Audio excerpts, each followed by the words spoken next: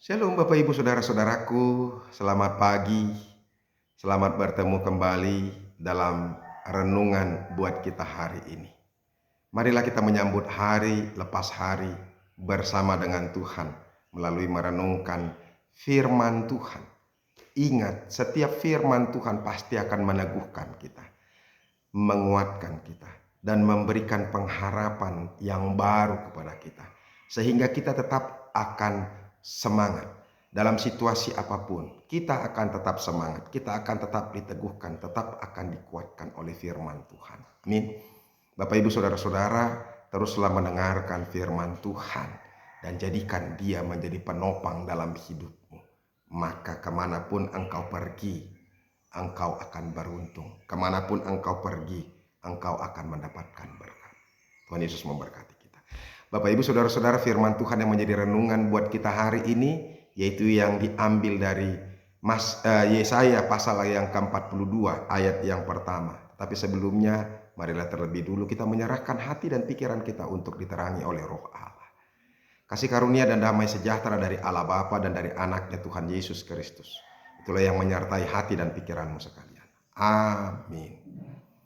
Bapak Ibu Saudara-saudara, sekali lagi Yesaya 42 ayat yang pertama. Dikatakan demikian. Lihat, itu hambaku yang kupegang, orang pilihanku yang kepadanya aku berkenan. Aku telah menaruh rohku ke atasnya, supaya ia menyatakan hukum kepada bangsa-bangsa. Demikianlah firman Tuhan. Bapak Ibu Saudara-saudaraku yang dikasihi Yesus Kristus, firman Tuhan ini adalah nubuatan tentang kedatangan Mesias, tentang kedatangan Yesus Kristus yang membebaskan, yang melepaskan, yang memerdekakan. Saudara-saudara, pada saat ini bangsa Israel, umat pilihan Tuhan itu sedang terpojok, sedang menderita, sedang dijajah. Mereka bergumul, mereka merasa tersiksa. Saudara-saudara, tahukah kenapa mereka harus bergumul? Karena mereka sudah melakukan dosa. Mereka tidak mendengarkan Tuhan. Mereka hanya mengandalkan diri mereka sendiri, sehingga mereka tidak takut lagi akan Tuhan. Oleh karena itu Tuhan menghukum mereka untuk melatih, mendisiplinkan mereka. Terkadang penting saat disiplin Tuhan. Saudara-saudara, terkadang penting sakit boleh terjadi, penyakit boleh bersarang dalam tubuh kita, supaya kita bisa mengerti bahwa anugerah kesehatan yang Tuhan berikan itu begitu luar biasa, begitu berartinya. Karena sering sekali ketika kita diberikan kesehatan, kita tidak memakai kesehatan kita dengan sebaik-baiknya. Saudara-saudara, saya mau katakan kepada kita, jangan perlu menangis ketika engkau jatuh sakit. Tapi bangkitlah, semangatlah. Terima kasih Tuhan, engkau mengingatkan aku. Begitu berartinya kesehatan yang Tuhan berikan kepadaku. Demikian juga dengan keterpurukan ekonomi. Kadang Tuhan biarkan itu terjadi kepada kita supaya kita mau mengandalkan Tuhan. Jangan sombong dan angkuh ketika kita memiliki uang atau memiliki materi yang banyak. Ingat saudara-saudara, sumber berkat itu dari Tuhan. Tuhanlah yang memberikan kepada kita. Jadi oleh karena itu jangan sombong, jangan angkuh. Justru mari pakai apa yang Tuhan berikan itu menjadi berkat, menjadi sukacita. Jangan justru menjadi egoisme. Hanya memperhatikan diri sendiri, hanya memperjuangkan, mementingkan diri sendiri, tanpa sedikit pun kita memperhatikan orang lain. Ada banyak orang, maaf, dari kampung-kampungnya dia.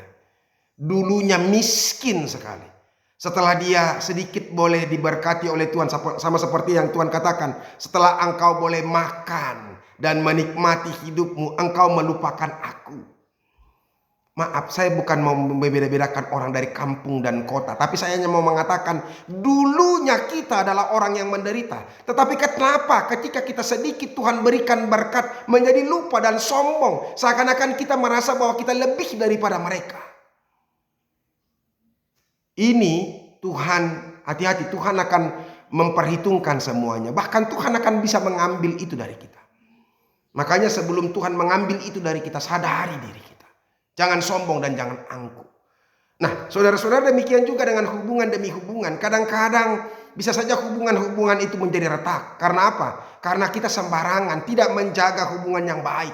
Ya mungkin saja karena ekonomi, mungkin saja karena kompetisi. Kita merasa, hendaklah kita mau menunjukkan kita lebih hebat daripada abang kita, adik kita, atau saudara-saudara kita. Tidak penting itu.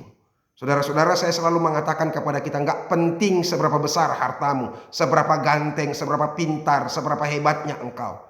Tapi seberapa besarkah engkau sudah mengasihi, sudah memberikan sesuatu, memberikan manfaat kepada orang lain, itu yang paling penting. Oleh karena itu Bapak Ibu Saudara-saudara, inilah pengharapan yang Tuhan berikan kepada umatnya, bangsa pilihannya. Yaitu ketika mereka sedang terpuruk, menderita, terjajah, Tuhan memberikan apa? Memberikan satu pengharapan yang pasti kepada mereka, yaitu pembebasan, kemerdekaan, kelepasan, dan mereka boleh merasakan kasih Tuhan. Tuhan mengutus hambanya. Dia katakan hambanya, padahal dia adalah anaknya. Karena apa saudara-saudara? Karena Tuhan Yesus sendiri mengambil posisi sebagai hamba yang harus taat kepada tuannya, yang memerintah, yang menyuruh dia. Bayangkan saudara-saudara, hanya demi kita, itulah luar biasanya kasih Tuhan. Oleh karena itu saudara-saudara, seterpuruk apapun, seberat apapun situasi yang terjadi, bahkan mungkin kita sudah pesimis, kehilangan pengharapan, ingat, Tuhan datang untuk memberikan pengharapan kepada kita. Dia katakan, lihat, itu hambaku yang kupegang. Hambaku, tadi sudah terangkan bahwa Yesus sebenarnya anak, tapi karena dia memposisikan diri sebagai hamba sehingga dia taat untuk melakukan keselamatan itu kepada kita, maka dia adalah hamba yang kupegang, yang ditopang oleh Tuhan, yang diteguhkan oleh Tuhan, yang dikuatkan oleh Tuhan. Bahkan dikatakan di sini adalah orang pilihanku. Dia adalah orang yang paling cocok, yang paling tepat untuk menyelamatkan kita, karena dia memang adalah Tuhan itu sendiri yang rela menjadi manusia, mengorbankan dirinya untuk keselamatan kita. Itu. Jadi dia memang orang pilihan Tuhan. Nah, Bapak Ibu Saudara-saudara, saya mau katakan kepada kita, ini bukan saja dikatakan hanya untuk Yesus, tetapi juga untuk kita. Saudara-saudara, kita juga adalah umat pilihan Tuhan. Kita adalah orang yang dipilih Tuhan. Bayangkan saudara-saudara, kalau kita dipilih oleh Tuhan untuk melakukan sesuatu, menjadi dutanya Allah, menjadi perwakilannya Allah, menjadi hambanya Tuhan. Bersyukurlah kalau kita dipakai oleh Tuhan. Makanya seperti yang saya katakan tadi, sebagai apapun kita, sebagai hamba, sebagai pendeta, sebagai penatua, bahkan sebagai orang-orang yang diberkati Tuhan menjadi pemimpin dalam perusahaan, saya mau katakan kepada kita, mari pakai semuanya itu untuk menyatakan kehendak Tuhan. Jadi berkat, bermanfaat bagi orang lain. Buat saya terus terang sedikit-sedikit agak tegas buatnya. Oh, sekaya apapun, sehebat apapun, sepintar apapun orang, kalau untuk gereja saja, untuk Tuhan saja dia takut, pelit, buat saya tidak ada artinya. Itu hanya buat saya. Bayangkan bagaimana buat Tuhan. Apakah kita berarti? Tidak berarti. Makanya tunjukkan karyamu, tunjukkan kasihmu. Ya, oke. Oleh karena itu saudara-saudara, aku menaruh rohku ke atasnya. Tuhan meneguhkan, memeteraikan roh Allah yang meneguhkan, yang menguatkan, yang menopang itu kepada Yesus Kristus, sehingga dia dapat melakukan penebusan itu, karena penderitaan itu begitu pahit. Bapak Ibu Saudara-saudara, demikian juga dengan kita. Tuhan menaruh rohnya kepada kita untuk memberikan keteguhan, meterai, sehingga kita dimampukan untuk bertahan menjadi orang yang tetap baik, tetap setia kepada Tuhan. Dan yang terakhir saudara-saudara, supaya ia menyatakan hukum kepada bangsa-bangsa. Pada akhirnya dia datang untuk menyatakan hukum kepada bangsa-bangsa. Hanya hukum Tuhan sajalah yang bisa membebaskan, bisa melepaskan, memerdekakan, dan juga memberikan sukacita dan kebahagiaan serta damai sejahtera. Maka hiduplah dalam hukumnya Tuhan. Hiduplah dalam firman-Nya, supaya kita akan mengalami pembebasan, kemerdekaan, sukacita, damai sejahtera, dan begitu banyak berkat-berkat yang lain. Oleh karena itu tetap semangat, tetap teguh, jangan takut. Ingat, bulu yang patah terkulai tidak akan diputuskannya, dan sumbu yang pudar nyalanya tidak akan dipadamkannya.